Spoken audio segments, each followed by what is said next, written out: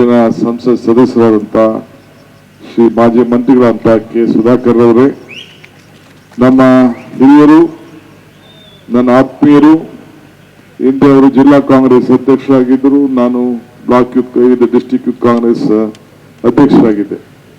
ನಮ್ಮ ಗಂಟಕಾನಹಳ್ಳಿ ಕೃಷ್ಣಪ್ಪನವರೇ, ಇ ಕೃಷ್ಣಪ್ಪನವರೇ, ನಾರಾಯಣಸ್ವಾಮಿ ಅವರೇ, ಕೇಶವರಾಜಣ್ಣವರೇ ಮತ್ತು ಇನ್ನ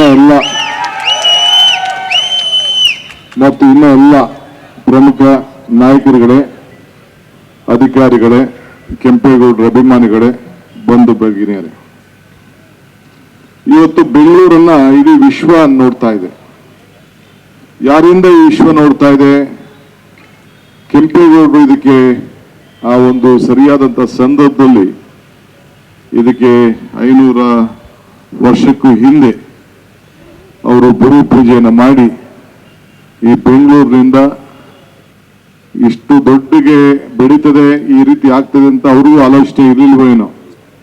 ಬಟ್ ಅವರ ದೂರದೃಷ್ಟಿ ಇತ್ತಲ್ಲ, ಒಬ್ಬ ಒಕ್ಕಲಿಗನಾಗಿ ಹುಟ್ಟಿದ್ರು ಕೂಡ ವಿಶ್ವ ಮಾನವನ ಚಿಂತನೆಯನ್ನ ಹೊಂದಿದ್ರು ಅನ್ನೋದನ್ನ ನಾವ್ಯಾರು ಕೂಡ ಮರೀಲಿಕ್ಕೆ ಸಾಧ್ಯ ಇಲ್ಲ. ಅದೇ ದಾಟಿಲಿ ವಿಶ್ವ ಮಾನವನ ಚಿಂತನೆ, ಅವರ ಆಚಾರ ವಿಚಾರದಲ್ಲಿ ನಾವೆಲ್ಲರೂ ಕೂಡ ಈ ಸಂದರ್ಭದಲ್ಲಿ ಮುಂದುವರ್ಸ್ಕೊಂಡು ಹೋಗ್ಬೇಕಾಗ್ತದೆ. ನಾವ್ಯಾರು ಬೆಂಗಳೂರು ಕಟ್ಟೋರಲ್ಲ, ಬೆಂಗಳೂರಲ್ಲಿ ವಾಸ ಮಾಡ್ತಿರೋರು, ಬೆಂಗಳೂರನ್ನ ಉಳಿಸ್ಕೊಳ್ಬೇಕು. ಹಿಂದೆ ಯಾವ ರೀತಿ ಹಿರಿಯರು ಹೇಳ್ತಾರೆ, ಮನೆ ಹುಷಾರು ಮಠ ಹುಷಾರು ಅಂತ, ಹಂಗೆ ನಮ್ಮ ಮನೆ, ನಮ್ಮ ಊರು, ನಮ್ಮ ಮಠಗಳನ್ನ ಎಲ್ಲರೂ ಕೂಡ ಅವರವರ ಧರ್ಮದ ಅವರವರ ಆಚರಣೆ ವಿಚಾರದಲ್ಲಿ ಎಲ್ಲರೂ ಕೂಡ ಕಾಪಾಡಿಕೊಂಡು ಹೋಗ್ಬೇಕಾದಂಥ ಕರ್ತವ್ಯವನ್ನ ಇವತ್ತು ನಾವು ಮಾಡಬೇಕಾಗಿದೆ.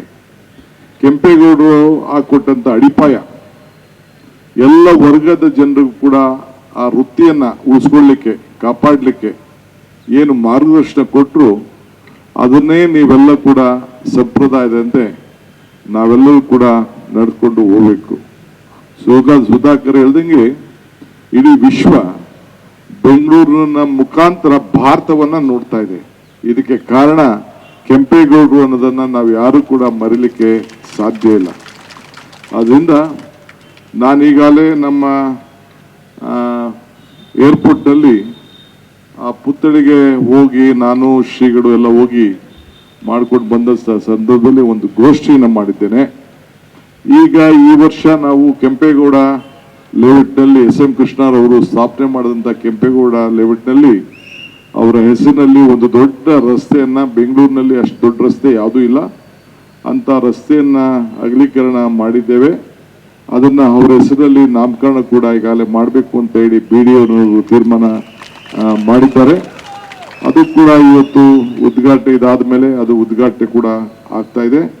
ಸೊ ಅದರಿಂದ ಇಡೀ ಪ್ರಪಂಚ ನಮ್ಮ ಬ್ರ್ಯಾಂಡ್ ಬೆಂಗಳೂರನ್ನ ಯಾವ ನಿಟ್ಟಿನಲ್ಲಿ, ಯಾಕೆಂದ್ರೆ ಪ್ರತಿ ವರ್ಷ ಕೂಡ ಜನ ಆಕರ್ಷಣೆ ವಿಪರೀತ ಆಗ್ತಾ ಇದೆ. ಇಲ್ಲಿ ಹೋದ್ರೆ ವಿದ್ಯಾ ಸಿಗ್ತದೆ, ಆರೋಗ್ಯ ಸಿಗ್ತದೆ, ವೃತ್ತಿ ಸಿಗ್ತದೆ, ಬದುಕನ್ನ ಕಟ್ಕೊಳ್ಬೇಕು ಅಂತ ಹೇಳಿ ಎಲ್ಲ ಹಳ್ಳಿಗಳಿಂದ ಕೂಡ ಇವತ್ತು ಬರ್ತಾ ಇದ್ದಾರೆ. ಇದಕ್ಕೆ ನಾವು ಕಾಪಾಡಬೇಕು. ಹಿಂದೆ ಇದು ಸ್ಯಾಟಲೈಟ್ ಟೌನ್ ಆಯಿತು, ಕೆಂಗೇರಿ ಸ್ಯಾಟಲೈಟ್ ಟೌನ್ ಆಯಿತು. ಹಂಗೆ ಮುನ್ಮುಂದಕ್ಕೂ ಕೂಡ ಈ ಬೆಂಗಳೂರನ್ನ ಬೆಳೆಸಲಿಕ್ಕೆ ನಮ್ಮದೇ ಆದಂಥ ಪ್ರಯತ್ನವನ್ನು ನಾವು ಮಾಡಲಿಲ್ಲ ಅಂತಂದರೆ, ಏಕೆಂದರೆ ಯಾರು ಕೂಡ ಬೆಂಗಳೂರು ಬರೋರನ್ನ ನಾವು ನಿಲ್ಲಿಸಲಿಕ್ಕೆ ಸಾಧ್ಯ ಇಲ್ಲ. ಅದಕ್ಕೆ ವರ್ಟಿಕಲ್ ಗ್ರೋತ್ ಕೂಡ ಈಗಲೇ ನಾನು ಚಿಂತನೆಯನ್ನು ನಾನು ಮಾಡ್ತಾ ಇದ್ದೇನೆ. ಸೊ ಎಲ್ಲ ಧರ್ಮ, ಎಲ್ಲ ಜಾತಿಗಳಿಗೆ ಅವರ ಬದುಕನ್ನು ಕಟ್ಕೊಳ್ಳಿಕ್ಕೆ ನಾವು ಈ ರೂಪವನ್ನು ಈ ಸಂದರ್ಭದಲ್ಲಿ ಕಟ್ಟಬೇಕಾಗಿದೆ. ನಾನು ಮುಂದಿನ ವರ್ಷದಿಂದ ಈಗ ಹೆಂಗೆ ಯಶವಂತಪುರದಲ್ಲಿ ನಾವು ಕೆಂಪೇಗೌಡ ಜಯಂತಿಯನ್ನು ಆಚರಣೆ ಮಾಡ್ತಾ ಇದ್ದೇವೆ, ಮುಂದಿನ ದಿನದಲ್ಲಿ ಈಗಾಗಲೇ ಪ್ರತಿ ವರ್ಷ ಕೂಡ ಒಂದೊಂದು 28 ಕ್ಷೇತ್ರ ಇದೆ. 28 ಕ್ಷೇತ್ರದಲ್ಲೂ ಕೂಡ ಸರ್ಕಾರಿ ಕಾರ್ಯಕ್ರಮವನ್ನ ನಿಯೋಜನೆ ಮಾಡಲಿಕ್ಕೆ ಈಗಾಗಲೇ ನಾನು ಆದೇಶವನ್ನು ನಾನು ಕೊಟ್ಟಿದ್ದೇನೆ. ಇಡೀ ರಾಜ್ಯದ 224 ಕ್ಷೇತ್ರದಲ್ಲಿ ಮತ್ತು ಬೆಂಗಳೂರು ನಗರದ 369 ವಾರ್ಡಲ್ಲೂ ಕೂಡ ಕಂಪಲ್ಸರಿಯಾಗಿ ಇವತ್ತು ಮಾಡಿದವರು ಚಿಂತೆ ಇಲ್ಲ, ಇನ್ನೊಂದು ದಿನ ಈ ತಿಂಗಳ ಒಳಗಡೆ ಇಡೀ ರಾಜ್ಯದ ಎಲ್ಲ ಕ್ಷೇತ್ರದಲ್ಲೂ ಕೂಡ ಕೆಂಪೇಗೌಡರನ್ನ ಸ್ಮರಿಸ್ಕೊಳ್ಳುವಂಥದ್ದು ಮಾಡಬೇಕು. ಬೆಂಗಳೂರು ನಮ್ಮೆಲ್ಲರೂ ಕೂಡ ಹೃದಯ ಹೆಂಗೆ ಮುಖ್ಯನೋ ಹಂಗೆ ಈ ರಾಜ್ಯದಲ್ಲಿರುವಂಥ ಪ್ರತಿಯೊಬ್ಬರಿಗೂ ಕೂಡ ನಮ್ಮ ಬೆಂಗಳೂರು ಇಲ್ಲ ಅಂತಂದ್ರೆ ನಾವ್ಯಾರು ಬದುಕಲಿಕ್ಕೆ ಸಾಧ್ಯ ಇಲ್ಲ. ಇಡೀ ದೇಶಕ್ಕೆ ಬೆಂಗಳೂರನ್ನ ನೋಡ್ತಾ ಇದೆ. ನಾನು ಹಿಂದೆ ಅಟಲ್ ಬಿಹಾರಿ ವಾಜಪೇಯಿ ಅವರು ಒಂದು ಮಾತನ್ನ ಹೇಳಿದ್ರು.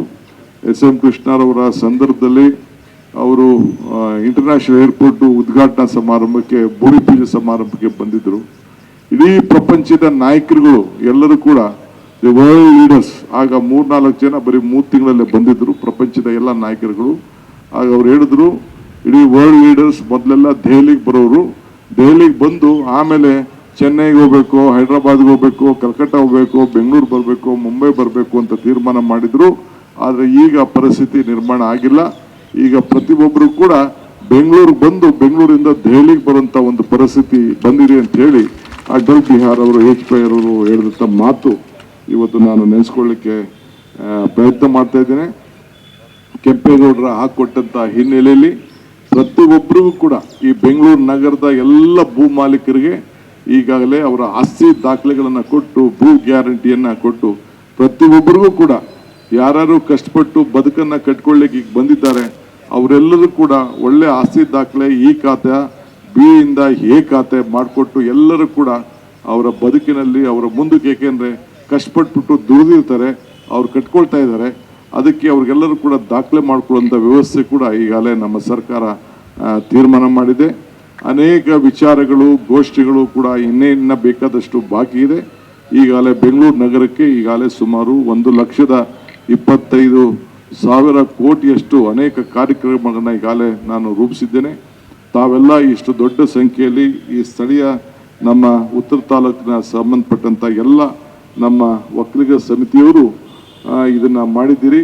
ನಿಮ್ಮ ತಲೆಯಲ್ಲಿರಲಿ, ಇದು ಒಕ್ಕಲಿಗರ ಆಸ್ತಿ ಅಲ್ಲ, ಎಲ್ಲ ಜಾತಿ ಧರ್ಮದವ್ರನ್ನ ವಿಶ್ವ ಮಾನವನಂತೆ ಎಲ್ಲರನ್ನೂ ಸೇರಿಸ್ಕೊಂಡು ಈ ಕಾರ್ಯಕ್ರಮನ ಮುಂದೊಂದು ದಿನದಲ್ಲಿ ತಾವು ರೂಪಿಸಿದಾಗ ಮಾತ್ರ ಕೆಂಪೇಗೌಡರ ಚಿಂತನೆ, ಕೆಂಪೇಗೌಡರ ವಿಚಾರಕ್ಕೆ ಖಂಡಿತ ಅವ್ರಿಗೆ ಗೌರವ ಸಿಗ್ತದೆ. ಆ ನಿಟ್ಟಿನಲ್ಲಿ ತಾವೆಲ್ಲ ಮಾಡಬೇಕು. ಇನ್ನು ಮುಂದಕ್ಕೆ ನಾನು ಇದು ಕೆಂಪೇಗೌಡ ಸ್ಟ್ಯಾಚ್ಯೂ ಏನಿದೆ ವಿಧಾನಸೌಧ ಮುಂದಕ್ಕೆ ಹೋಗಬೇಕಾಗಿದೆ. ಅದಾದಮೇಲೆ ನಾನು ಶ್ರೀಗಳು ಎಲ್ಲ ಕೂಡ ಇದು ಕೆಂಪೇಗೌಡ ಬಡಾವಣೆ ನಮ್ಮ ಯಶವಂತಪುರ ಕ್ಷೇತ್ರದಲ್ಲಿ ಬಹಳ ಬೃಹತ್ ಕಾರ್ಯಕ್ರಮವನ್ನು ಹಮ್ಮಿಕೊಂಡಿದ್ದೇವೆ. ನೋಡಿ, ನಿಮ್ಗೆ ಇಷ್ಟು ಉರಿ ಬಿಸಿಲು ಬಂದಾಗ ಕೂಡ ಈ ಕಾರ್ಯಕ್ರಮ ನಡೀಬೇಕಾದ್ರೆ ಮೋಡ ಕೂಡ ನಿಮ್ಗೆ ರಕ್ಷಣೆ ಆಗಿ ಇವತ್ತು ಉಳ್ಕೊಂಡಿದೆ ಅಂತ ಅಂದ್ರೆ ನಿಮ್ಮ ಮೇಲೆ ಪ್ರಕೃತಿಯ ಆಶೀರ್ವಾದ ಕೂಡ ಇದೆ ಅಂತ ಹೇಳಲಿಕ್ಕೆ ನನಗೆ ಬಹಳ ಸಂತೋಷ ಆಗ್ತದೆ. ಈ ವರ್ಷ ಕಳೆದ 3 ವರ್ಷ ಒಳ್ಳೆ ಮಳೆ ಬಂತು. ಈ ವರ್ಷ ಇಡೀ ಭಾರತದಲ್ಲೇ ದೊಡ್ಡ ಬರಗಾಲ ಬರುವಂತ ನಿರೀಕ್ಷೆ ಕೂಡ ಕಾಣ್ತಾ ಇದೆ. ಇದನ್ನು ನಾವು ಎದುರಿಸಬೇಕು, ನಮ್ಮ ರೈತರ ಮಕ್ಕಳನ್ನ ಉಳಿಸ್ಬೇಕು. ಈಗಾಗಲೇ ನೀವು ಮೊನ್ನೆ ನೋಡಿದ್ರಿ, ನೀವು ಕರ್ನಾಟಕ ರಾಜ್ಯದಲ್ಲಿ ತುಂಗಭದ್ರಾ ಡ್ಯಾಮ್ಗೆ 3 ರಾಜ್ಯದ ಮುಖ್ಯಮಂತ್ರಿಗಳು ಒಟ್ಟಿಗೆ ಸೇರಿ ಕರ್ನಾಟಕ ರಾಜ್ಯದ ರೈತರನ್ನ ಉಳಿಸ್ಲಿಕ್ಕೆ ಒಂದು ಐತಿಹಾಸಿಕವಾದಂಥ ತೀರ್ಮಾನವನ್ನ ಕೇಂದ್ರ ಸಚಿವರ ಸಮ್ಮುಖದಲ್ಲಿ, SP ಪಾಟೀಲ್ ಅವರ ಸಮ್ಮುಖದಲ್ಲಿ ಮಾಡಿದ್ದೇವೆ. ಇದೊಂದು ಇತಿಹಾಸ. ಹಿಂದೆ ಇಂದಿರಾ ಗಾಂಧಿಯವರು ಕರ್ನಾಟಕ, ತಮಿಳುನಾಡು ಮತ್ತು ಪಕ್ಕದ ರಾಜ್ಯದವರು ಸೇರಿ ಕುಡಿಯೋ ನೀರಿನ ಬಗ್ಗೆ, ಮಡ್ರಾಸ್, ಚೆನ್ನೈ ಕುಡಿಯೋ ನೀರಿನ ಬಗ್ಗೆ ತೀರ್ಮಾನ ಮಾಡಿದಂತೆ, ಹಂಗೆ ಇವತ್ತು ನಾವು ಕೂಡ ಮೊನ್ನೆ 3 ರಾಜ್ಯದ, ನಾನು, ಚಂದ್ರಬಾಬು ನಾಯ್ಡು ಸಾಹೇಬರು ಮತ್ತು ತೆಲಂಗಾಣದ ಮುಖ್ಯಮಂತ್ರಿಗಳು ಮತ್ತು CR ಪಾಟೀಲ್ ಅವರು ಸೇರಿ ಅಲ್ಲೇ ಮೀಟಿಂಗ್ ಮಾಡಿ ಒಂದು ಒಪ್ಪಂದಕ್ಕೆ ಬಂದಿದ್ದೇವೆ. ಅಂದ್ರೆ ನಮ್ಮಲ್ಲಿರುವಂತ ಜಲ, ನೆಲ ನಾವು ಜಗಳ ಮಾಡ್ಕೊಳ್ಳೋದ್ರಿಗೆಲ್ಲ ಅರ್ಥ ಇಲ್ಲ. ನಾವೆಲ್ಲ ಭಾರತೀಯರು, ಮಣ್ಣಿನ ಮಕ್ಕಳು, ರೈತರನ್ನ ಕಾಪಾಡುವಂತ ಕೆಲಸ ಮಾಡಿದ್ದೇವೆ. ಇವತ್ತು ಬೆಂಗಳೂರು ಬೆಳೆದಿದೆ ಅಂದ್ರೆ ನೀವೆಲ್ಲ ರೈತರುಗಳು ತ್ಯಾಗ ಮಾಡಿದಂತ ಆಸ್ತಿಗಳಲ್ಲಿ ತಾವೆಲ್ಲ ಬೆಳೆದಿದ್ದೀರಿ. ಈಗ ನಮ್ಮ ಡಾಕ್ಟರ್ ಸುಧಾಕರ್ ಅವರು ಮತ್ತು ಗಂಟ್ಕಾಳೆ ಕೃಷ್ಣಪ್ಪರವರು ಒಂದು ಅರ್ಜಿಯನ್ನು ಕೊಟ್ಟಿದ್ದಾರೆ. ಈ ಜಾಗ ಕೊಟ್ಟಿದ್ದೀವಿ, ನಮಗೆ 10% ಅಲ್ಲಿ ಕೊಡಬೇಕು ಅಂತ ಹೇಳಿದ್ದಾರೆ. ಈಗಾಗಲೇ 3 ಕೋಟಿ ಚಿಲ್ಲರೆ ಕಟ್ಟಬೇಕು ಅಂತ ಹೇಳಿ ಅವರಿಗೆ ಹೌಸಿಂಗ್ ಬೋರ್ಡ್ ಅವರು ಕೊಟ್ಟಿದ್ದಾರೆ.